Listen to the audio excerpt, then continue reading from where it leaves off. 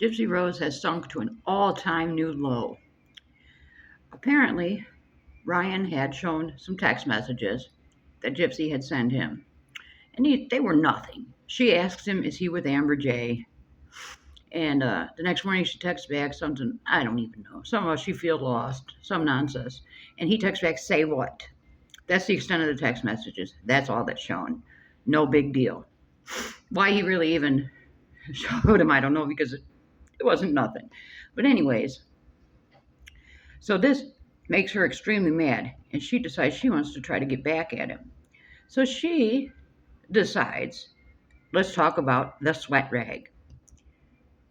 Okay, I always just assume he carries a sweat rag. He's a bigger man. They live in Louisiana. It's hot. I'm a big girl. I don't live in Louisiana, but in the summer, it's hot, damn it. You gotta have that rag, wipe your face. No big deal. But she copies and pastes something, and it's talking about the side effects to methadone.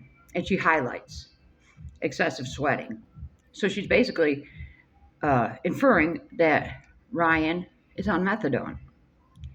Now, I'm sure you're all aware, methadone, it can be used for pain. It's prescribed for people for pain, but very commonly it's prescribed as part of a medicated assistant treatment program to, help with opiate addiction.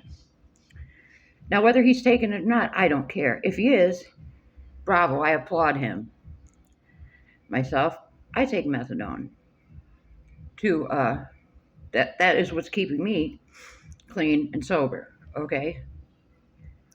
But does she not realize the damage she is doing to the recovery community and to those still suffering in addiction?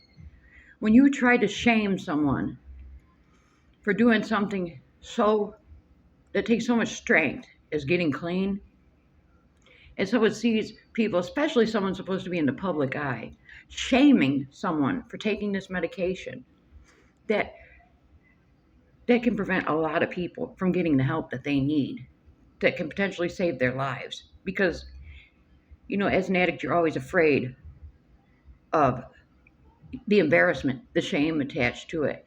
And then you get into a medication assisted treatment program, and you still have people like this want to look down at you and try to shame you for doing something that took a whole lot of strength. A whole lot of strength. This is about one of the lowest things she could have possibly done.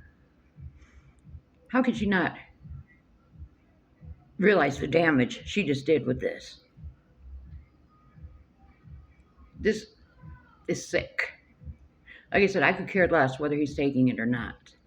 The point being, it is a complete insult to the probably millions of people worldwide that are using this or other medications to better themselves. And this also busts her out another lie. She swore up and down that she had an opiate addiction problem. Remember, she was stealing Dee Dee's pain pills, supposedly. All right, if she really did have an addiction problem and it was opiates, she wouldn't be so down on someone that's tried to beat that and get over that problem. I'm calling for everybody in the recovery community, anybody that's still suffering. If you're following Gypsy Rose Blanchard, unfollow her, because this is not right. This causes a lot of harm to the stigmas we're trying to erase that are attached to addiction and treatment. Don't watch the show Boycott Lifetime. Don't follow her on Instagram and whatever other platform she might be on, because this is disgusting. And then, another instance of her and the lies. She claims she's sick, so she has her mommy spa day. Like I've always said, she likes the attention she gets from being sick, because in the comments, "Oh, feel better soon, Gypsy. Oh, I'm so sorry you're feeling badly." Okay, number one, if you're feeling that bad, you ain't going to be putting on self-tanner and doing all this makeup and foot mask and face mask. You're going to be resting. But, it was just all in preparation to go to the Jazz Fest or whatever. And what is with that wig that she put on, which is very alarming. With all her money, you would think she could afford a wig that actually looked like real hair. That wig was hideous. Hideous. And before anyone comes at me, I'm attacking her looks. No, I'm not attacking her looks. I'm attacking the horrible wig that she was wearing. I mean, come on now. And this is very alarming because we noticed a lot of her, Ruby, Demona, the wigs, and then we see her in another clip wearing a blue wig. This is alarming. She's spiraling. She's playing with the wigs all over again. Ken, I just hope you're sleeping with one eye open.